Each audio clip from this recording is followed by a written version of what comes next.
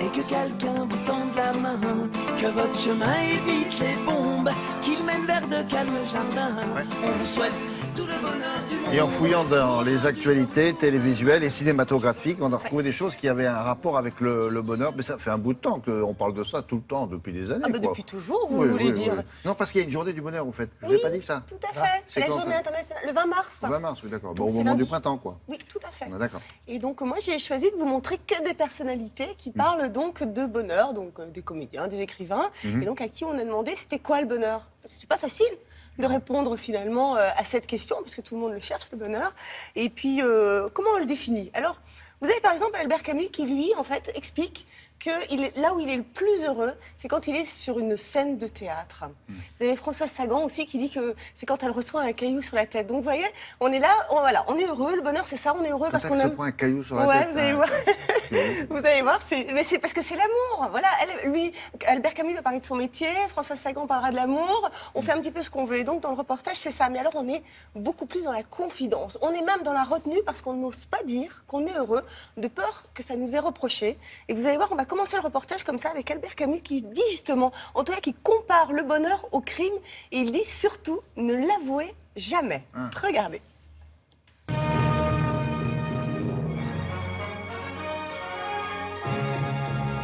Pour le bonheur aujourd'hui, c'est comme pour le crime de droit commun. N'avouez jamais. Ne dites pas comme ça, sans penser à mal, ingénument, je suis heureux. Car aussitôt, vous verriez autour de vous, sur des lèvres retroussées, votre condamnation. En fait, je suis de moins en moins fou et je suis tellement équilibré. Et au point de vue bonheur, très souvent, il faut que je touche le bois. Je suis superstitieux parce que j'ai parfois peur de mourir ou de crever d'excès de satisfaction. Et béatement, je mangeais mon gâteau lentement, et puis je bourrais une pipe avec du tabac artificiel. C'était des glands, du chêne, des feuilles de chêne, etc. Et je fumais tout en lisant. Voilà ce qui était pour moi une après-midi de bonheur parfait. Petit bonheur deviendra grand, pourvu que Dieu nous prête amour toujours.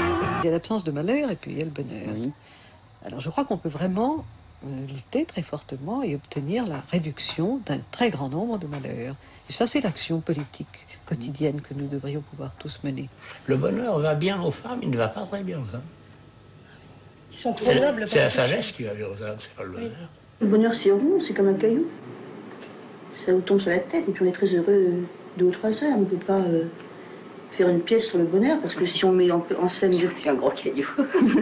C'est un petit bonheur que j'avais ramassé. Il était tout en pleurs sur le bord d'un fossé. Je pense qu'on ne peut ressentir une impression qu'en montrant justement le malheur, quelque chose de très triste. Et alors, justement, cette aspiration au bonheur, alors, il devient concret. Alors à ce moment, on se dit, ah oui, en effet, ce serait bien, la pauvre, elle est malheureuse, mais elle va avoir ça va être merveilleux. Ce que je voudrais vous dire, c'est que pour moi, chanter, c'est le plus grand bonheur du monde. Le plus grand bonheur du monde, c'est toujours celui que l'on a. Que ce soit une brune, une blonde, on est sûr que c'est celui-là. Un soir, en rentrant du tournage, j'avais le cœur qui battait anormalement. Et je me suis inquiété. Je fume trop et je sais pas, je me suis arrêté et je tremblais. Et je me suis dit, mais qu'est-ce que j'ai? Et je me suis aperçu que j'étais heureux. Quels sont les moments de la journée où vous êtes heureuse? Non, je suis heureuse quand je chante. Ça, je suis très heureuse. Et puis, dans la journée, peut-être 10 minutes. C'est déjà pas mal.